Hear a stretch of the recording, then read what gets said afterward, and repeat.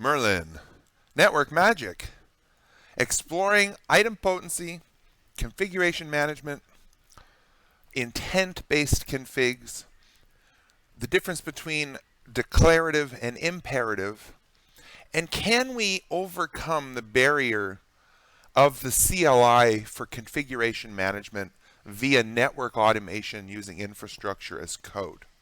Now, if you watched the previous video and it's in the comments, make sure you look down there, versus the CLI versus the REST API, the differences between the two and the limitations of CLI automation, especially when we want to remove commands.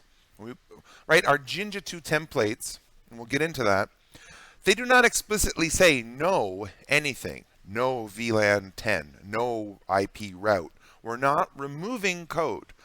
We're generating an intended iOS end state config from compiling a template and a data model. But nowhere in there is it smart enough to be like a human that says, oh, I need to remove that VLAN and know it out. Otherwise, right, you would never be able to template it. It's just, there's just too many variables. What, are you going to know out all 4,000 plus VLANs explicitly unless they're defined? It doesn't work that way. But there's some inspiration in the community and some conversations in the community and some things I've seen out there, and piecing together something. The very, very first thing I did with Ansible was what you're going to see here today. And that's to create an intended config, distribute it via a file transfer protocol, and then use what's called config replace to replace the configuration, the running config, with a target config in memory. Now this, in theory, will overcome anything we want to remove. This is like the declarative REST API where we post our intended final state. Well, config replace, it needs to be a full config. This is not like the REST API example where we can replace just the VLAN section. So I would still argue that the REST API is where you want to evolve to and where you want to get to. But if you're stuck, and I don't want to say stuck, but you're not ready for JSON, you're not ready for Postman, you're not ready for APIs, but you want to automate, and you want to automate the CLI, but how can you overcome those limitations of, right, the removal of code and declarative and imperative? Well, I think you can through config replace. So I'm not quite there yet. I thought I would, right? So here's the idea. Here's the idea on paper. And I always do everything on paper first, and then I try to translate it to code. I have, in the cloud, there's this sort of environment. There is my target router, R, and then there's a dev box. Well, I've used Python, and I've installed an FTP server, and I put a little test, test.txt, and then I issued the copy FTP command on this router and copied that text file over. So what I'd like to do, and I'm partly there, is on my workstation, right? And I have a VPN into this cloud, right? So I have a connectivity to both of these boxes. What I would like to do is generate my intent, again, from a data model, and that's a YAML file, plus a Jinja 2 template, equals my intended config. Can I, as part of my Merlin job, use Python? And so far I'm at this file. I have this file, and I'm also able to run it line by line on the router. That's all tested and confirmed, no problem. But can I shift from this, run this serially on the router, to FTP it here to the FTP server, and then trigger the command to go get that file, and then follow that up with the command to config replace it? That's the intention here. So that's what I'm going to be working on. I have some of the code working so far, and I can show you, again, I'll show you the CLI limitations. Let me put a little breakpoint here in the video. But that's the introduction, that's the high level, that's the vision and the view.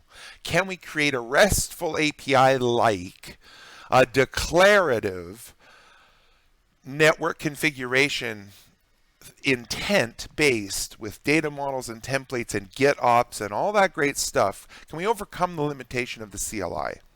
I believe we can with the config replace option, and let's go ahead and develop that. So I'm going to put a breakpoint in the video.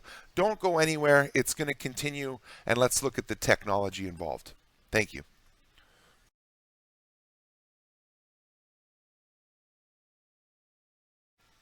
Okay, so let's take a look here at the technology involved.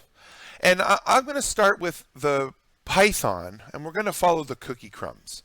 Right, so I have a pyATS job, and this is the job file, and this is how I run this file. So I'm running the actual job that then references the true Python. But this sets up, it loads the testbed file in, and it joins everything into the testbed file. It sets up my topology and everything. So that way here, I can just take care of the Python and not worry about so much how to handle the job. Right, so I have a templates directory. That's important. That's where I keep my Jinja2 templates. And I'm also setting up a date time string, so that way I can timestamp all of these artifacts, my intended config, my original config, right? They all have timestamps associated with them, which is good. So in my AE test setup in the pyATS framework, we connect to the test bed, and then for each device in the test bed, here's what I need you to do. Let's go load the data model. And that's in the data models folder, and it's the device alias.yaml. Let's go ahead and look at the data model then. And I'm not going to split screen. We'll come back to this Python. But this is the data model, and it's again a YAML file. And it's more or less the show run command with the iOS XE syntax for the commands moved into Jinja2. But this is where we keep all the actual important information, like the host name is this host name, right? The service timestamps we want is login, log on success, right? Our domain name. This is the abstracted intent. Here are the users, and if I wanted to add a Merlin user, I could add the Merlin user. Or if I wanted to change the IP address of this interface, all these different things. But again, so then this, I'm going to put this up side by side with the templates. How I call the templates is this main template. So that way I can handle different sections of the config. And I've commented out banner, and we'll talk about that in a second. But let's go ahead and look at routes, all right, or the global config. These are the different Jinja2 templates. So the global config is things like the host name and the enable secret and the domain name. Anything that is above interfaces, right? As in terms of if you're reading an iOS config, global level configs. Our users are in here. Now I could separate users into its own template. It's up to you, right? This is the way I look at it from the global and then let's say the interfaces, right? So here are these side by side. For each interface, inside of the host data model dot host interfaces, and I use host data model as the anchor point in Python. I'll point out where this comes in. But all this is saying is to load up this YAML file. This is how it gets passed into the Jinja2 template. So for each of these interfaces, right, we need the iOS configuration stanzas of the interface and the interface, if it has a description, if it has an IP address or no IP address, if it's enabled or not enabled. You get the idea. Now, we do that for everything, for the routes. Now, the banner is a bit of a problem. And again, it won't be a problem if we use config replace. So for now, I've commented out because what happens is that the CLI is just serially going through. And when I break into the message of the day banner delimiter, it just breaks. It doesn't continue feeding in the data. which hopefully we can overcome with config replace, is another benefit of config replace. So let's go back into the Python. And we sort of reached this point, load the data model. And then what I want to do, before I do anything else, go ahead and learn the current configuration, the pre-change state of the router. So use the parse learn config, which calls this general functionality of parse learn, right? And we learn the function name. So that way we can have the JavaScript object notation in this self.learned config. Now, I keep that in a separate variable called original learned config. And I also go ahead and write that to a file in a folder I called original golden image in the golden images. So the golden images, that's the intent. So before we change anything, that was the golden image before we changed anything with a timestamp. Then I'm going to do the data modeling, I don't want to say compiling, but this is where I'm going to render, is probably the proper name, from this intended SSH config, which is a combination. See how I chain those together here? So I call the one template SSH config, which then in turn calls all of the subsequent templates. That is where that anchor point host data model comes in, which is the data model, which again is the loaded YAML file. That's how I feed it into the Jinja2 template. This, as of this point, I have a file called intended sshconfig.txt with the timestamp inside of an intended config folder. Then I go ahead and push it using device.configure from the pyATS library, and I push it the rendered intended config, what has been templated. We're going to watch this happen, and it literally goes line by line as if I have a little robot at the CLI typing in the commands. It's absolutely incredible. Then, since I've just changed the state, possibly, go ahead and relearn it, rerunning the parse learn config again. So now I have a post change state written to the golden images again. And now I have the ability to show the differential between the two. If there's a diff or if there's not a diff, I have different ASCII on the screen, and we also write different output. If they're idempotent, meaning there's no changes detected, write that to the file, the changes log, that says there was no changes. Or go ahead and write the diff between the original config that we captured at the start and the new learn config that we recaptured after our change. So this works beautifully, and it works wonderfully if you're just doing additive code. If you're never removing anything, if you're never overwriting anything, it's pretty good. It's actually very good for a 0-day type thing where I have an intent out of the box. That's wonderful. That's a great use case for this. Build and push the 0-day config. Moving forward, we can't really use this methodology because of the no out scenario.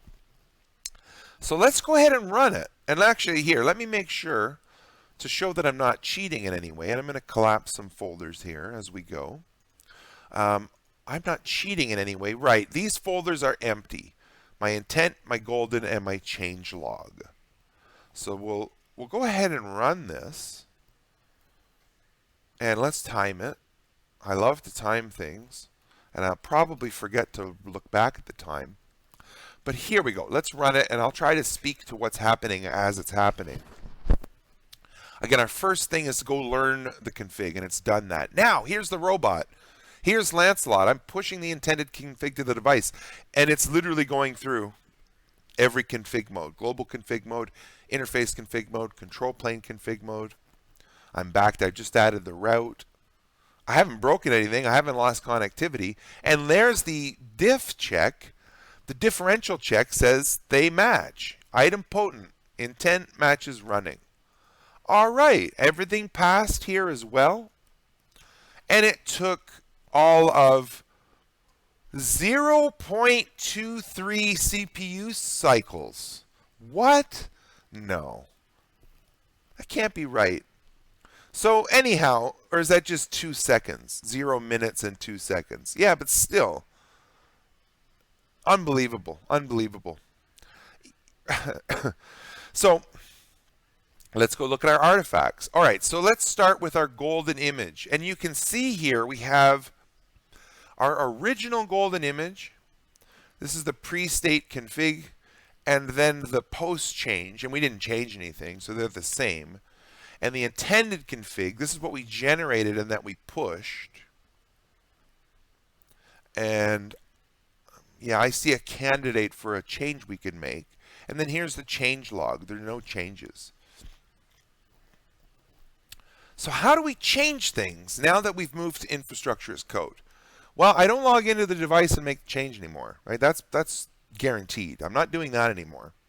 What I'm going to do is find my data model and change my intent. So let's change description to Merlin. Whoops. Merlin network magic. And all I'm going to do is save that file and rerun this. Now, if this works out, we should get a red and a green night at the end. We should see the description change here coming up. Let's keep an eye on it. When we get to interface 2, what does the description say now that I'm pushing? Haha, Merlin network magic. There it is. Now, does my diff check work? And does it tell me that they're not idempotent, that you've made a change to the network here? It does, right? Warning. There are changes. It's a red night and a green night now. And here is the diff.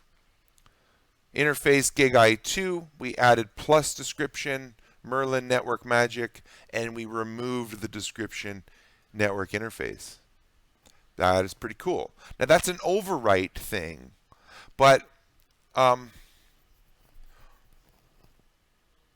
haven't added a template. I don't have a template for VLANs yet, but I want to, if I could show you the breaking out, the removal of code.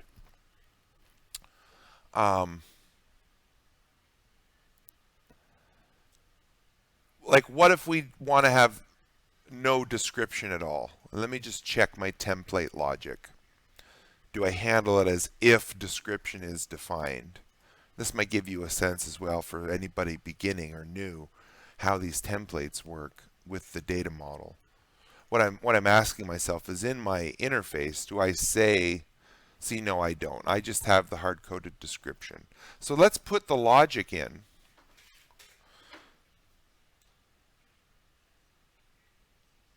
Well, see, that's not really a good example because I could just know out. What I would do is say no description, but then it would try no description every time, right? There's a problem here. So, right, if I say if host data model, host interfaces, interface dot description, meaning if it's present, then do the description. And then I have to end that if. Let me just put the end if here. End if. Now, if I just don't want a description, right, I don't have the logic to know out the description. And if I put no description in, then every time it would put no description in, right? So that's the catch-22 there. So I'm not going to just demonstrate that, but you know, and I could change this back to network interface pretty easily just by doing, you know, undoing that like that and rerunning the code. And let's just put it back. And then we'll look at the output, the diff file. And then what I'm going to do is move on to the FTP business. So that's SSH, and I know that all works and everything. So what I'll probably do is copy and paste this job in this file. See, and there's me putting network interface back. I'll copy these just as SSH, and then I'll make a new set of files called config replace that have the extra steps. And there's the changes because of the diff.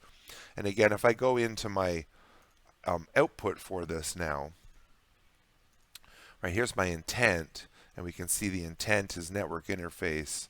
The intent is network magic, network interface. We have the whole history and the original configs and the JSON. And if we looked at the, right, there's the config there with network Merlin magic. And if we look at the change log, we can see the changes throughout the history of the change log. So it's incredible. This is incredible, and I'm super proud of figuring this out. But it's not without limitations. If you, again, we have to keep in mind, can't remove things very easily. So I'm going to copy and paste these two files, and I'm going to make a new file called CSR, SSH config replace, and see if in the logic here my next steps are, right, I'm not going to use here in this step device.configure. That's no longer going to be my step. Right, my step here is going to be copy intent to FTP and then trigger FTP copy from the router and then trigger the config replace and then recapture the state. So 3 new steps, a removal of a step. It's going to take me a little bit of time to develop, but stick around and I'll figure it out and I'll show you how it's all done. Thanks again.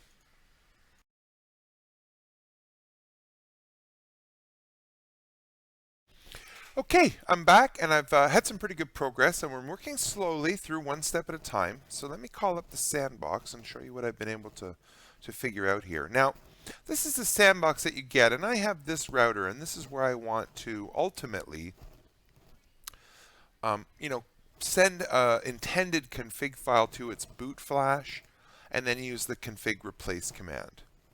Now, if you can imagine this VLAN as my workstation at home through the VPN, what I'm going to do is try to set up this as an FTP server, and then when I run my job, put the intended FTP file here, and that's as far as I've got. The next step will be to trigger running the copy command and the config replace command. But let me show you what we've managed to do here. So this is that developer workstation.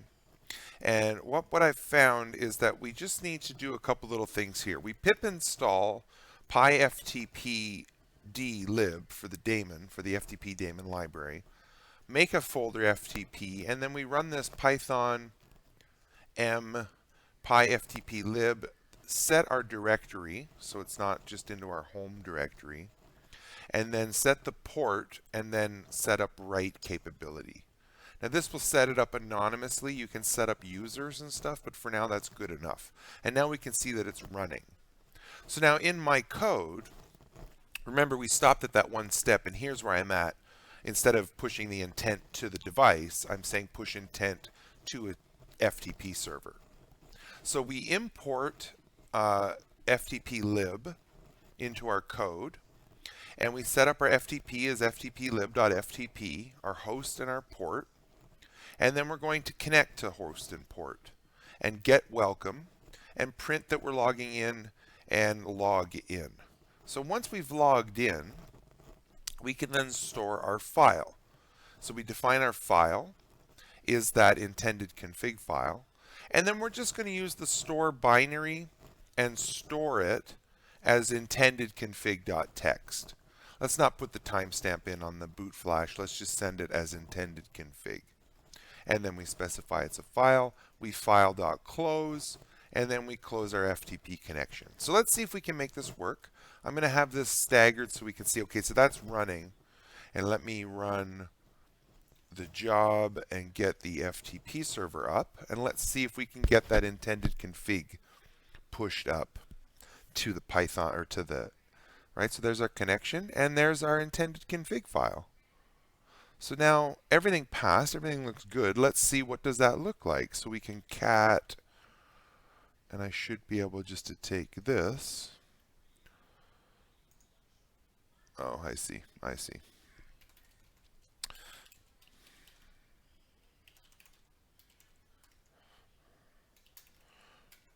And there is the intended config sitting on the FTP server. So my next step is to go get this file and bring it onto Bootflash or the router, and then issue the config replace command. Let's see if we can make that happen. I'll be back soon.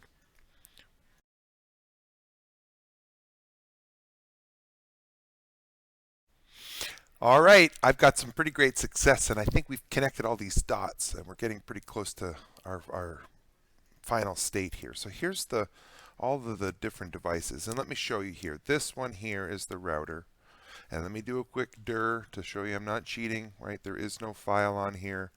If you look close, there is no file called intended config.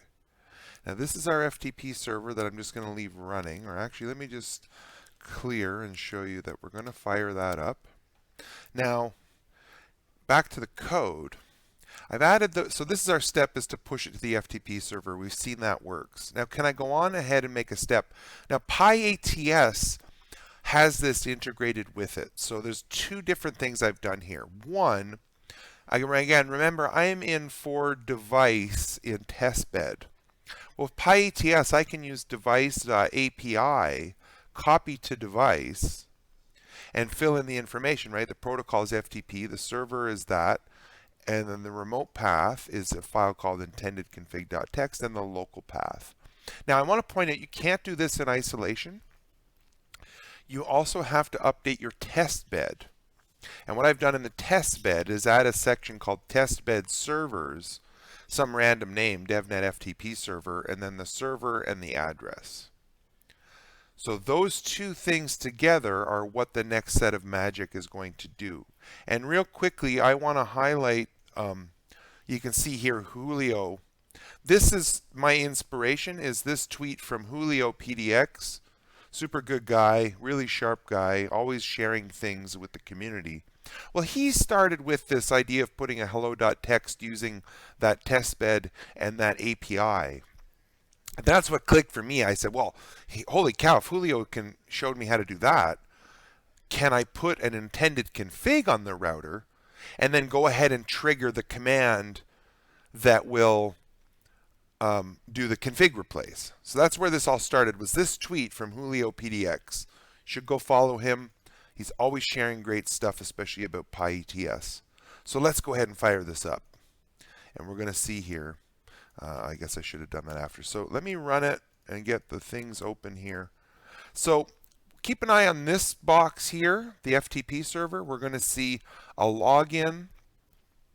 We put the file, and then another login where they get the file, all in, I don't know, sub-seconds. And now if I do a dir, there is my intended config.txt file. So now, in theory, my next step is to trigger a config replace and see if we can replace the configuration, which I'm going to figure out next. Stay tuned. This is getting exciting.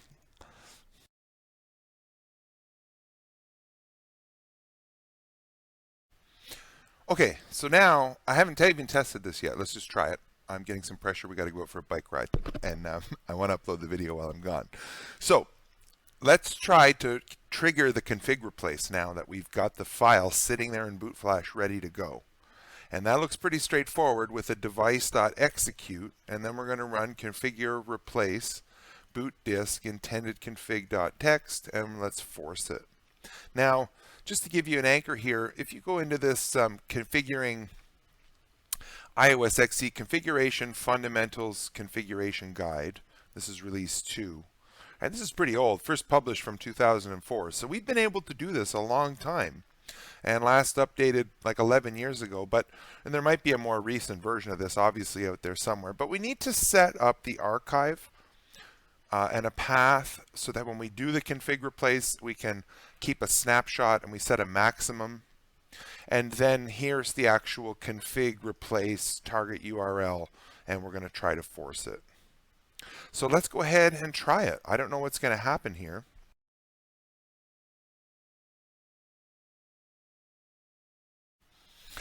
Hey everybody, I'm back, and let's go ahead and try to run this. I did make a tweak, and I've changed my shirt. So actually, I went for a bike ride, so I had to stop the development because I wanted to go out with my wife for a bike ride. So again, let's figure this out. What I'm going to try to do is, from my workstation, generate an intended config, FTP it here, and then trigger the command to FTP it from here to here into Bootflash, and then trigger the config replace.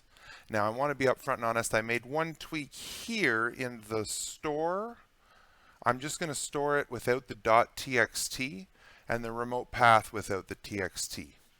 I think the .txt was throwing it off and it's not a valid file. So let's get a couple things going. I'm going to get a running ping going. I hope the ping doesn't run out before let's try 10,000 pings.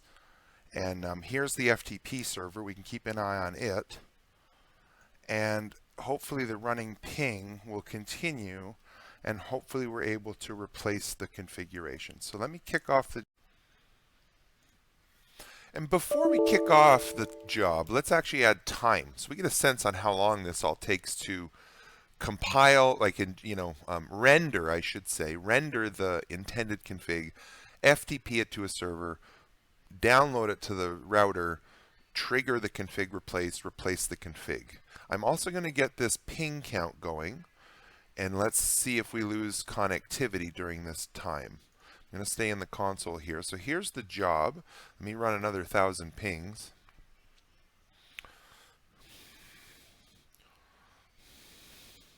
Okay, so it's all done. We didn't lose a ping, 100% on our pings. And let's look at the history of the job. Holy cow. So this took, 1.6 seconds, 2 minutes of user time. Doesn't feel right. Like, we're into the seconds here to do all of this crazy stuff. So and I'm also capturing configs. I'm doing everything. So don't worry about the ASCII being skewed because I had the screen minimized. Let's go to the top of the job. Where's my latest job here? So this is the item potency. And it didn't, right? There's nothing to look at. It didn't change anything. Now, what I mean by item potent, let's just run it again. Run it again and again and again and again. Just continuously run it. Nothing will ever change in the configuration of the device. That's the FTP server. Where's the... Right? Like, nothing has changed. I don't lose... But I am replacing the configuration. And again, if we look at our artifacts here, inside of Camelot, Cisco, DevNet, Sandbox, Lancelot, intended config, this is what we push to the device. Here's the golden image, the pre and post, and you can, these match. They're identical. Nothing's changed. In our change log, right, item potent, no changes. Let's take the Pepsi challenge. Let's add something. And this is a good exercise for you to see how I data model and template, and let's test out the SSH version of what we've just did versus the config replace version. And it will become very clear to you why I'm so excited about this development, why I think this is incredible what we're doing. So here's how I do it. Let's do a loopback.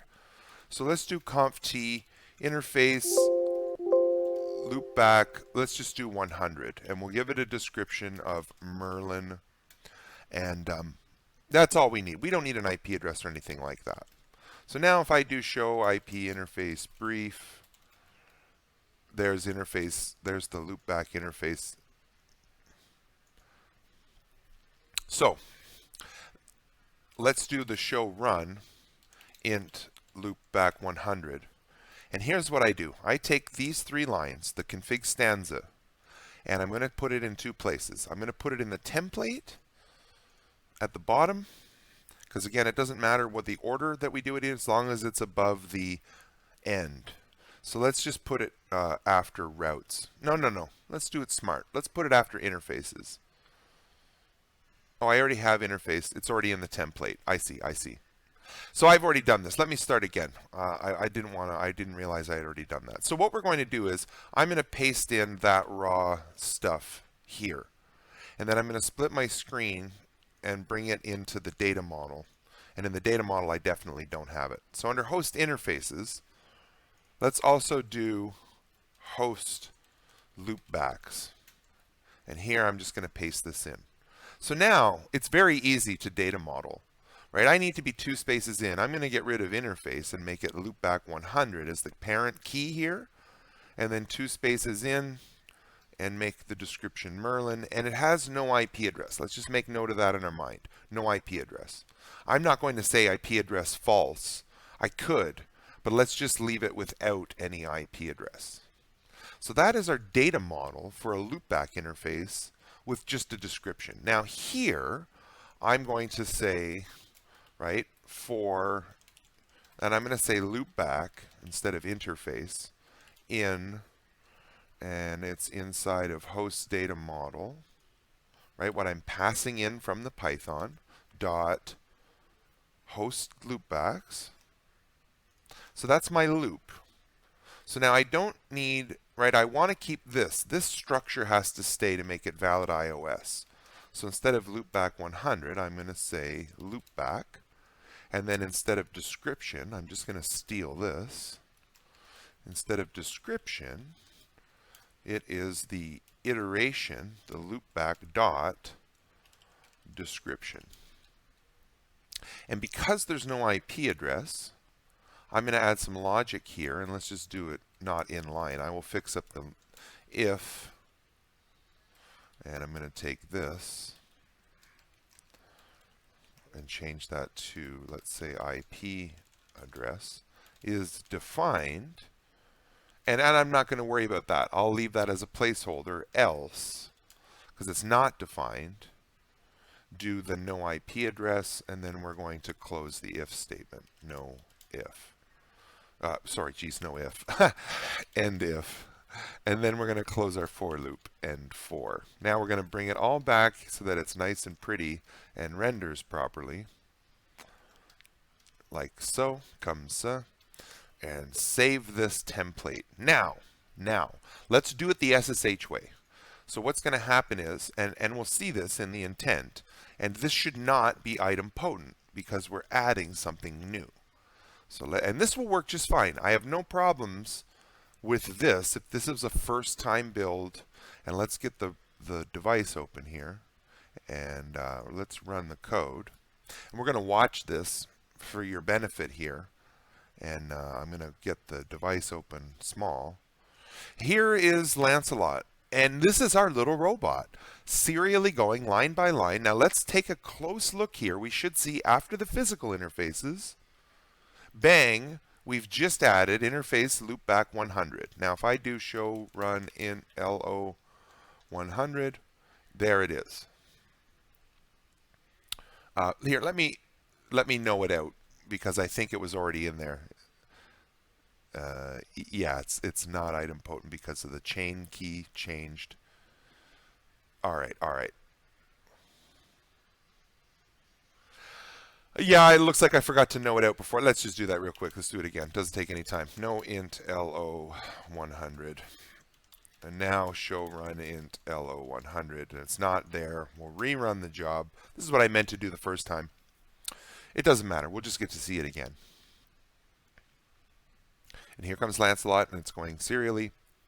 And we should only see the plus loopback in the intended config as a differential at the end here. And there it is. Plus, there it is. So that's the SSH way. Now, can we remove it? Well, I mean, I don't need to give you the exercise. I can show you to prove to you. But in this template, right, there's nothing that says no interface loopback. It's just not in the template. And it's not something, you just can't do it, right? So I can't just simply remove this. I can. Let's just delete it. I'll show you. I'm going to save this file. And, right, I'm going to show run in LO 100. It's there. Is it going to be removed? Well, I'm telling you, it's not. It's not going to be configured. But that's different in Cisco CLI than removing it. This is the whole problem. This is what's led me to config replace in the beginning, in the first place, was this very scenario. So let's see here. There is no loopback 100, but that's not to say that it's been removed. And even worse, the logic says, oh yeah, everything matches. You're idempotent. Well, no, we have a config left behind. So let's know it out. Let's know it out and do it the new way, the config replace way. No int LO100, show run int LO100. There is no LO100. So all I'm going to do is put that back in the intent, and I'm going to grab the job for config replace, and let's run the config replace. Let's run the config replace. Yikes. Yeah. Too excited. Too excited. I don't know why that didn't copy in there. There we go. All right. So now we're going to use the FTP server and push our intent to the FTP server, then download it locally. And right now it's already been done. And in the differential, we do see the plus loopback 100. So now if I do the show run int LO100, whoops, LO100, it's there. Now, let's see here if I can simply remove it from my intent. And this is what happens every day on the network. I don't need that loopback anymore. I don't need that route anymore. I don't need that neighbor, or I need a new neighbor, right? It's that ongoing flux and change of the network. Can we reflect it just as intent now and use the underlying mechanisms? Now, here we go. Now we see the removal. Look at this.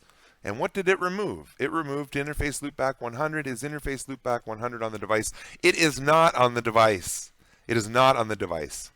And all of our artifacts here, if I check our history, our change log, we can see that the last one has the removal of the loopback. And my intended config here has no loopback. And if I were to do a side-by-side with this, so now let's run it again. Is it idempotent? Let's just run it again. And it should be green and idempotent.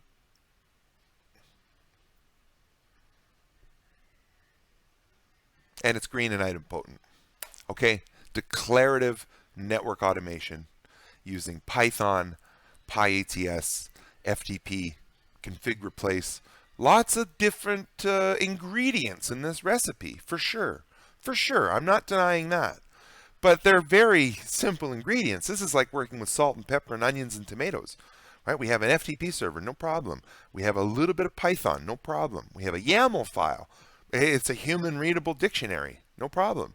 Jinja 2 template. It's the config stanzas that you're used to working with, but you're just substituting variables and adding a little bit of if, then, else, for, and for logic. This is the new recipe to make solutions for networks. And what's incredible is I can have a data model for every one of my devices. That is its intended config, that device. I can have higher level variables, group variables, the domain, the native VLAN, things that are common across the whole enterprise could be in their own YAML data model that gets loaded in. We can do this at scale. And now where do we go next? Where do we go next? Well, next, I'm going to try to move into the container space. Now that I have a declarative model, well, GitOps and DevOps are right around the corner, where everything you see here, instead of me running it as a pyATS job, well, I'm going to stuff all that stuff, all those components and ingredients into a Docker container that when I add or remove that loopback, it triggers a pipeline, a CI, continuous integration, that says, oh, John's added or removed a loopback, he's added an IP, changed the description, whatever the network engineer has done, rebuild, repackage up the Docker container image, and then release it on demand, on a schedule, immediately. But the key here is that we have version and source control in a living, it's almost like a CD-ROM in the cloud, that we say, rebuild the image on that CD-ROM, right? We have a new intent that we need you to push. Really exciting things. So stay tuned. I hope this video was worthwhile. And I really look forward to what's around the corner with Merlin, network automation. Now that we've reached a declarative model, which we can also do through the REST APIs. But this is, I think, a little closer to the network engineer's heart. It's CLI, it's not JSON. We're using, config replace. We're not using post or put through postman or requests in Python. This is a nice on-ramp to bring people closer to the API, but it also gives you the flexibility of having API-like declarative configuration and retaining your CLI expertise and syntax. Stay safe, everybody.